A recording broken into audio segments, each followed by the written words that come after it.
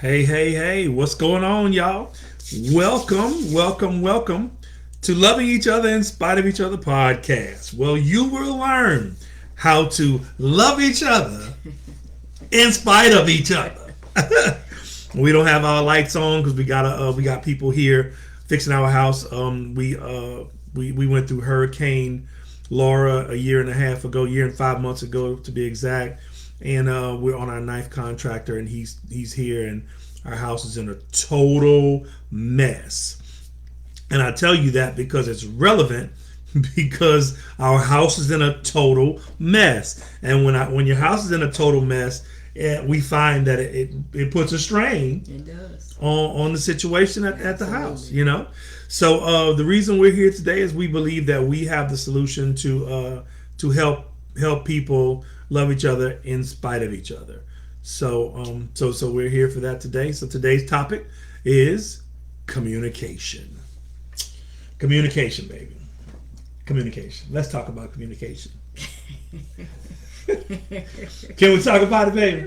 We can talk about it. So there's laughter here. There's laughter here. Why are you laughing, baby? Why are you laughing? Because it's The guy talking, they gotta hear you. well, because that's been a challenge lately. Yeah, we talked about whenever it's been a challenge lately. Yeah, we talked about when we're here and we're getting our house fixed. We've been waiting forever to get the house fixed. Believing that we'd be able to get what we need to get, and just from the contractor, from the contract, everything, right? So we had that communication down pat. Then the contractor gets here, and then life goes upside down. Because you are what? A person that likes to have a schedule. Yes. You like everything in the right place. Schedule, everything, clean, and everything has its place. And that has not been our life for almost 8 weeks. Yeah, because she wrote down when it started. Yeah, I did. So how long we been doing this, baby? Since when? Yeah, this 7 weeks, 7 full weeks this week. Yeah, and so we're finding out that that when you're forced to get out of your comfort zone and out of your routine, that it's very important that you try even harder to communicate, because little things will throw you off. Because how many times have you told me something that you thought I knew everything, I knew the whole scenario, but it was all in your head, and it never came out to me. Many times, especially within these last 7 weeks. I've had many. I guess I've had more conversations in my head than I have with you. That's funny. That's the first time I heard that one. Yes, indeed. Okay, I'm with that. Yeah, so you gotta communicate. So and then whenever the communication goes left, how do you resolve that? How do you come out of that? Well, the first thing that the old folks will tell you from back in the day is like, don't go to bed mad. And so being fully transparent, the other day, I've got all kinds of stuff going on. Like, just got the third Grammy nomination, so dealing with that. Then the Grammys got pushed back, so now I got a whole team of people I gotta organize and try to get them in place to now go to a whole nother city. We had to spend more money, so that's a pressure thing. Then my parents, whenever you get older, you become your parents. So now I'm my parents. So now I'm going and dealing with that every day. And then here I'm managing the whole house renovation. So I'm doing all this stuff, man. I'm running, I'm going, and you just remember, you're gonna tell them about learning, realizing you're human. And so we're doing all this stuff, and she asked me a question, and I said, "Why don't you just do it?" Now look, that ain't how we relate. It's not. But and she just kind of went. Are we doing that? Okay. And so it was crazy. It was crazy because as I'm saying it, I was like, "Yo, bro, you tripping? You really saying that right now? Do you realize what you're doing?" But I couldn't stop it. It was just out there. And so immediately, whenever I finished talking, I said, I'm so sorry. I don't know where that came from. I don't know where that came from, but you know what I'm saying? I'm my bad. You know, and she was like, no. It's okay. And she got up and she left. And then she came back, you know, in our old fashion, she came back. And then she, you know, she had to have us say, I did. you know, and then she kept having us say, and then she kept having us say, and she kept getting little digs, and I was like, see, it was over when it was over, but now you bringing it back. Are we really gonna do this? Because it wasn't over to us. She said it was over, but it wasn't over. You know, and so, you know, then we kept on going, but we didn't go to bed with it hanging over the house. You know what I'm saying? And the next day, you know, we talked about it again. And everything was cool. Everything was cool. Yeah. But what were you thinking whenever you saw, besides the cussing you was doing in your head? It wasn't just a little cuss word that came in my head. What? But yeah, when I, you know, it took me by surprise, because that is not usually how you deal with me. So the one thing that helped me, I was, you know, of course I was upset about how you responded, but the one thing that helped me was I realized how much pressure you were under. And I think that probably had to happen so that we could have the conversation, that and so that I could tell you that you were human. And that is why when I left, I went to bed. I didn't think twice about that. I slept well. But we had to have the conversation that you are human, and you are supposed to, at this point, with everything that's been going on, be under stress, you know, and not have a filter per se. So that needed to be said, and I said that, you know, and went on to bed, got up the next morning, and it was a new day. Yeah, that was it.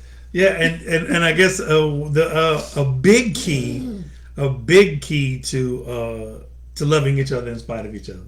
And I picked that topic, like God gave me this title for, well, we were married like 2 years.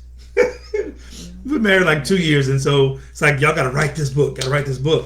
And so, you know, we kept on trying to make that thing go. But you know, if y'all hadn't noticed, my wife is not the talker. I'm not. But when she talks, just wait to that thing. So you know, so I'm just really happy that she's agreed to be a part of this and do the podcast. You know, because in this season, especially because she's retired and she didn't want no other jobs. She's like, I want no other jobs, and especially with what's going on now here. Yeah. So the biggest thing was the transparency, the be quick to listen, quick to forgive, slow to anger, slow to speak. Yes, that part. She got to work on the slow to speak part. She's working on it. She's working on that. So, but at the end of the day, you know, it's if we can just keep the lines of communication open. We forgot to tell you, we've been married 21 years. It'll be in March. 21 years, March the 3rd. 21 years. You know, ups and downs, lefts and rights, ins and outs. But at no point in time did we ever discuss separation, divorce, none of that. That was never, ever even allowed to be a part of the conversation. So, like for those of you who are just tuning in, communication is the number one thing for the marriage, and that's why we chose communication as our topic. Does anybody out there have any questions? If you have any questions, put them in the chat. Thank you, Leanna. Yeah, transparency is the only way. There's nothing but transparency, because in a marriage, you know, you live with each other. You can't hide. You can't hide. You can only hide for so long. Yeah, it's true. And then, you know, the real people come out. So how long did it take for your real people to come out? I mean, I got an idea, but when you thought you was when did you realize you wasn't playing no more? It's funny you use that word.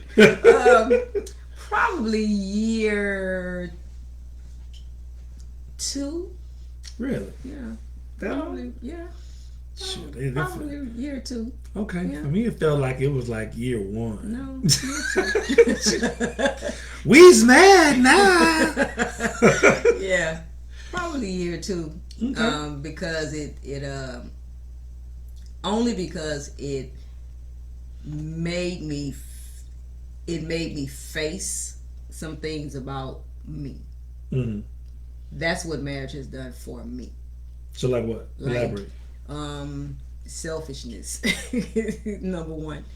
To explain that to so Just and for me it's being a single parent for 17 years played a huge part in that, because everything was about me. I made all of the decisions for, our son and myself, and everything was on me. So I called the shots. And then all of a sudden I get married, which I wanted to be married, oh but yeah, didn't realize. Big talk, y'all. Big talk. Yeah. I want somebody else to Yeah. making the decision. Yeah, I wanted this man to sit back and look. And then I realized, like in year 2, Do you think it was that long? yes, Shit. because I realized it though. I came to myself. That's what I'm saying.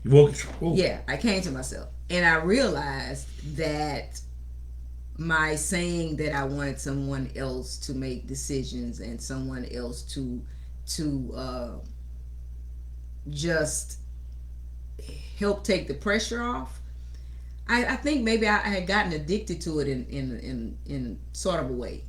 Yeah. Of the power and just making all of the decisions and not having to answer to no one, not having anybody else be in my business.